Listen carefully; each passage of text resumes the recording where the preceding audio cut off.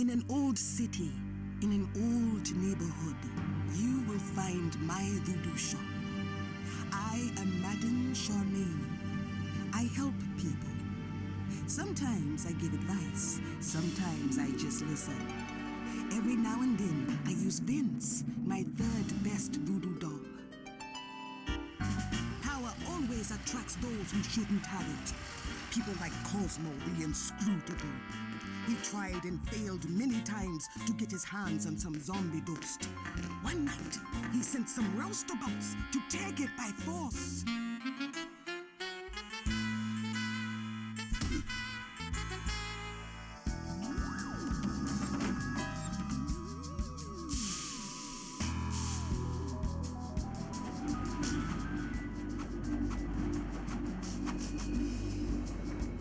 Cosmo's goons had no idea what they were about to unleash.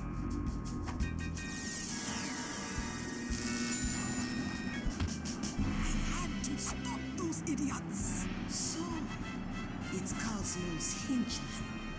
Can't you steal the secret of my zombie dust? You know not what you're dealing with. There is great danger of... But I was too late.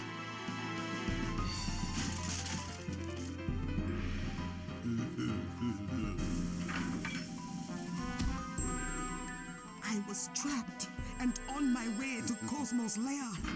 The zombie dust his goons had unleashed was already beginning to bend and warp reality.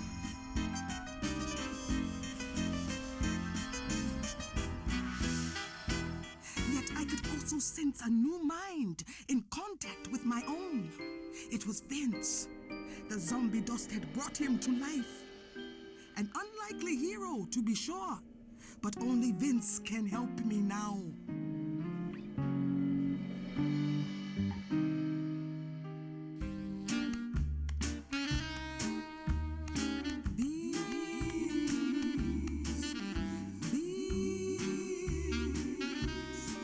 I am Madame Charmaine, your creator. Find me before it's too late. I am in the clutches of Cosmo the Inscrutable. Remember, you are a voodoo doll, so many dangerous things will not hurt you. Just beware of evil magic.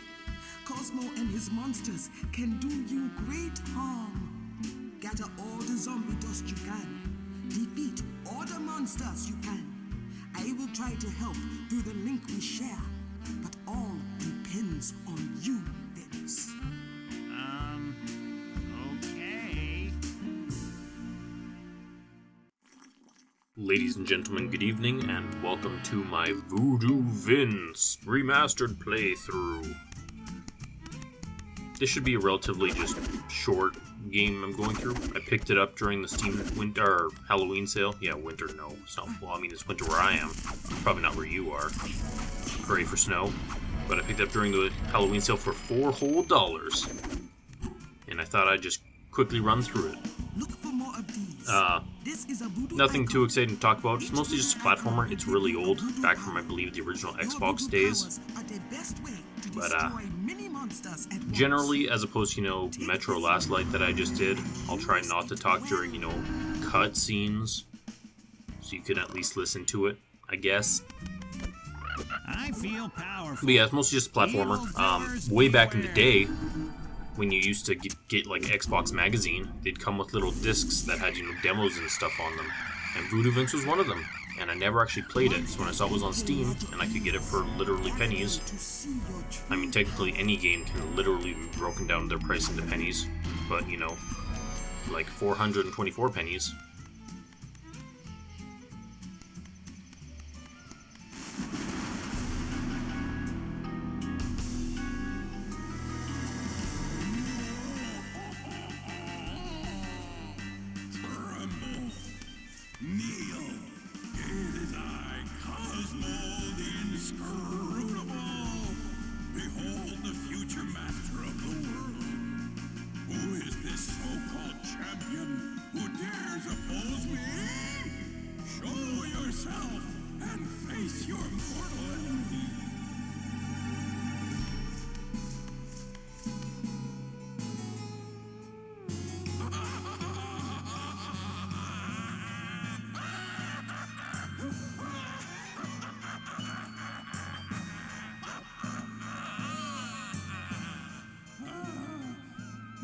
Madame Charmaine must be a fool to think a mere pile of cloth and thread can defeat the likes of me. Hey, boss, where's the pickles?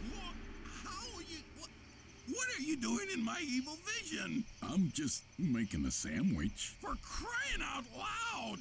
Be gone, minion! Where was I? Oh yeah. Fool! How can you hope to save Madame Charmaine when you face awesome power like... Hey! Why are you looking at me like that? What are you doing?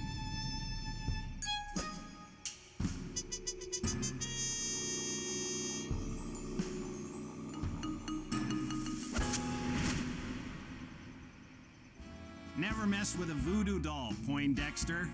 Freaking idiot. Dragging me out on a night like this. Might as well get this show on the road, though. Can't believe they want a 10-inch voodoo doll to go be a hero.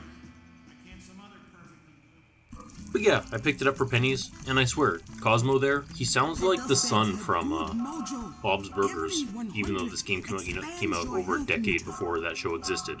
But still. So yeah, so essentially, quick breakdown, these jars here of zombie dust, when you get 100 of them, it gives you another health bar.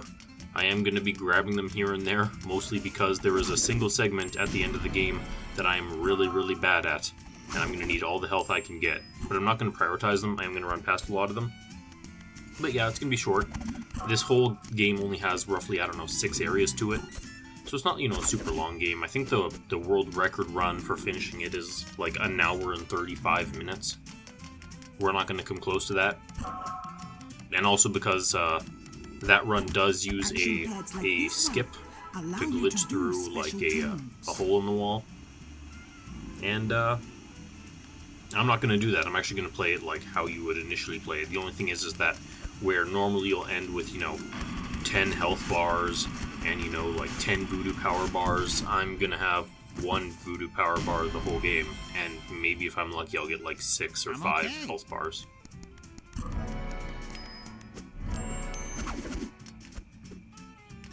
But yeah, it's mostly just, small puzzles. Pressing Y can make you lift. If I were to compare it to something, the thing that it reminds me of the most is almost like Donkey Kong 64. Though I will say that, obviously, Donkey Kong 64 is a better game. Also a harder game. Also, there are some things in Donkey Kong 64 that are really luck dependent, that are really annoying to do. This one's just not that bad. It's just nice fun to run through. So here we are, we're up against our very first boss. It's gonna be super hard. Too hard for me, that's what I always say. But, so essentially the unique thing with Voodoo Vince... Still with us, little doll? Most impressive. But you'll never make it past the piggy bank of doom.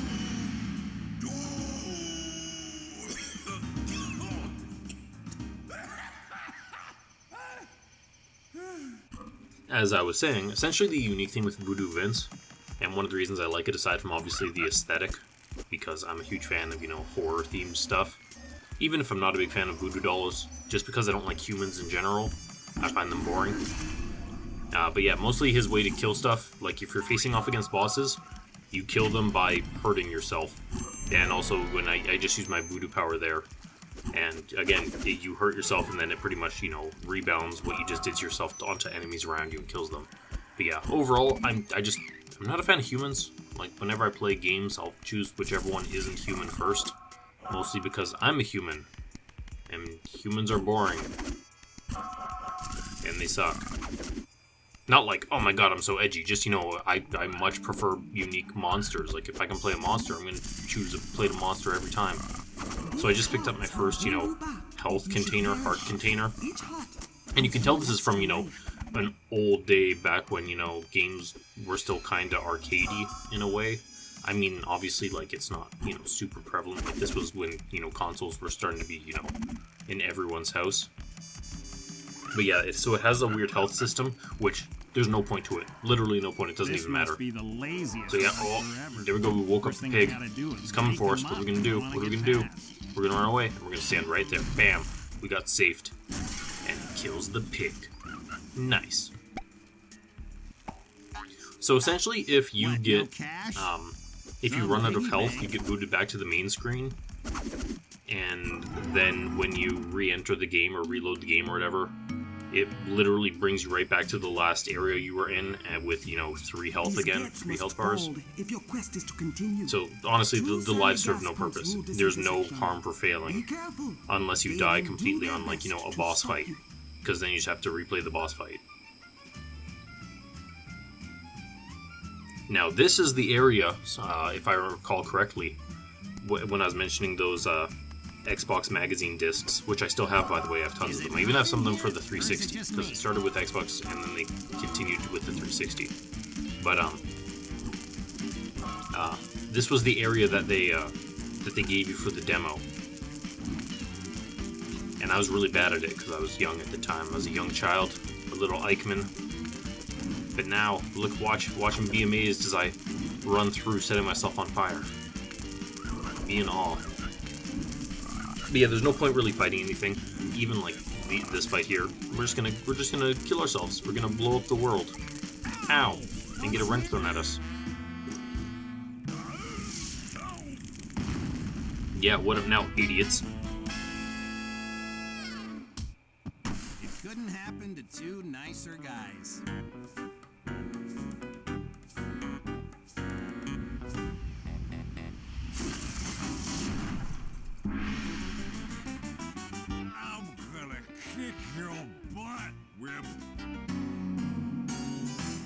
That was a weird pelvic thrust that he did, but that's fine.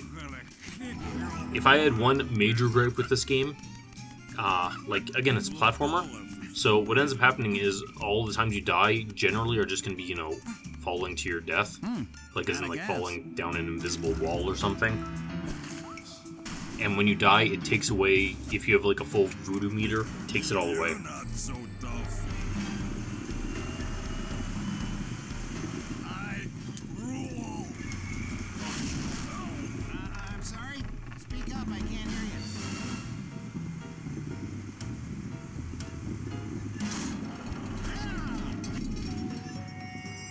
But yeah, we drove a car through a thing. But as I was saying, yeah, it's just annoying because if you're actually playing the game, you know, like trying to 100% it or anything. That jazzman holds the key to this large square, but he will require something from you. Yep, large square, jazz musician, good. But you end up with, you know, like 8 voodoo meters, and if they're completely full and then you screw up a jump and die, you lose all 8. So honestly, you just get to a position where it's like you either have a voodoo thing or you don't. So me starting with 1 and just keeping 1 the whole time, that's all that matters. Like, it literally, having any more won't do anything for me.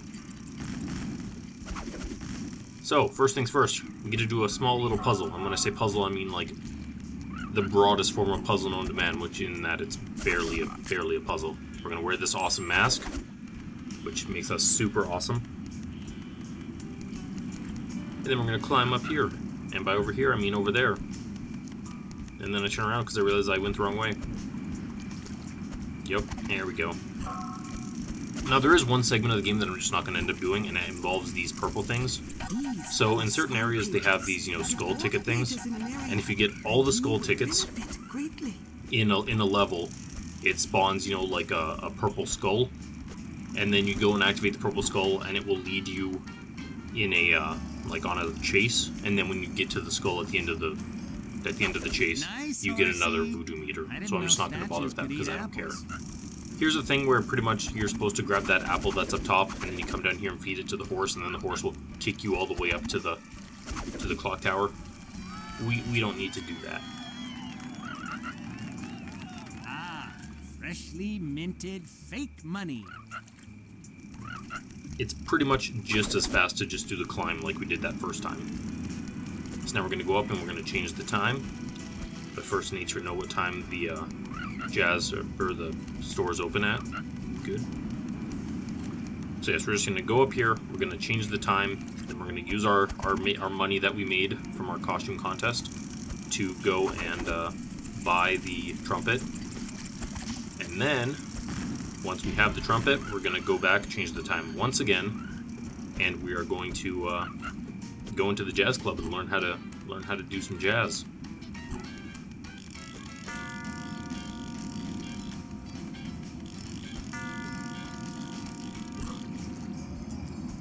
And yeah, so I have double jump. I have my spin move, which lets me prolong my my jump a little bit, just a little bit, and then also I can hover. So anytime I've jumped, I can then just hover to safety. Ideally, unless I'm really bad, which is also the case. I'm also really bad, and I'll end up falling a lot.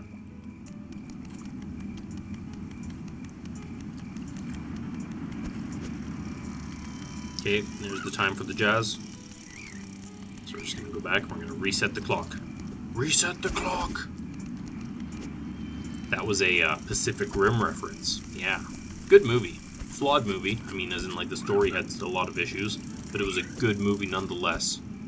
And then it made a sequel, and the sequel was terrible. Everything about it was just bad, and it ruined everything that made the first one great.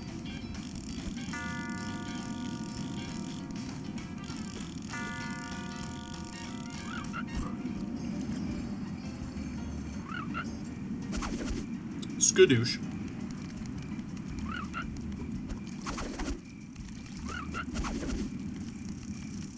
And here we go. We're learning how to play jazz because you know you can learn how to play jazz in a single day. Like, let's shake it, Daddy-O. And we are now super suave. Funny story in this area, there's also, you know, like 2 other places you can go to. They don't serve any purpose unless you want like an achievement. But there's a cinema where you can watch a kung fu movie. And there's also a house of ill repute. Ho ho ho.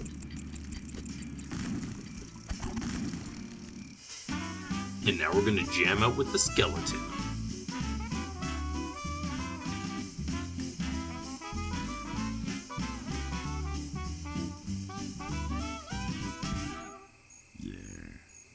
Was nice. Warms my heart, wherever it is. The boss will see you now, but watch your step. He's in a bad mood today. Boss? Boom. Success. Let's go face off against the first boss.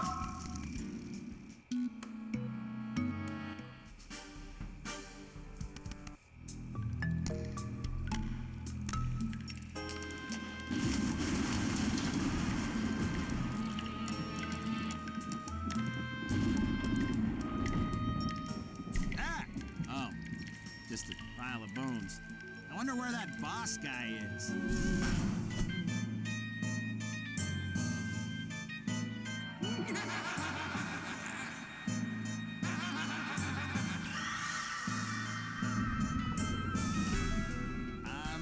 This can't be good.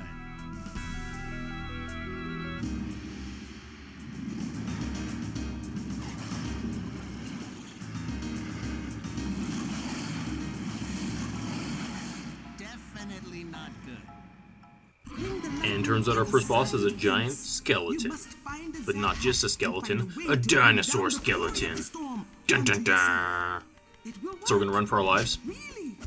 Gonna grab this Igor cap. I just assume because it looks like, you know, from Frankenstein-ish. With lightning. I mean, I guess you'd just call that, you know, like the Frankenstein reference. I don't know, it's used in everything.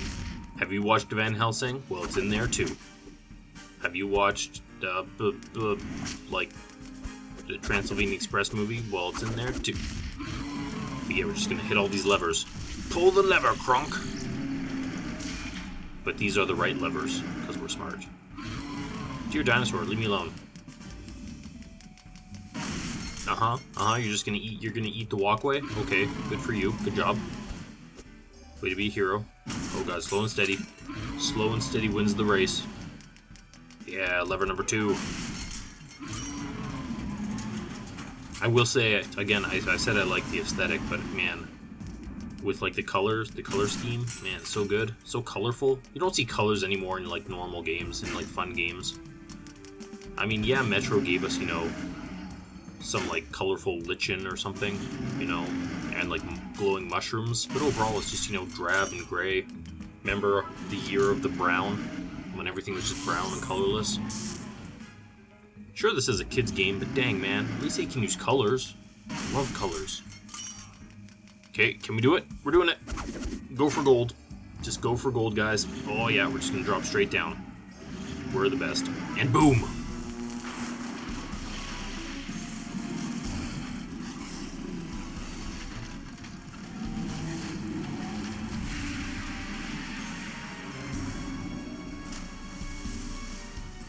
And next time, stay extinct.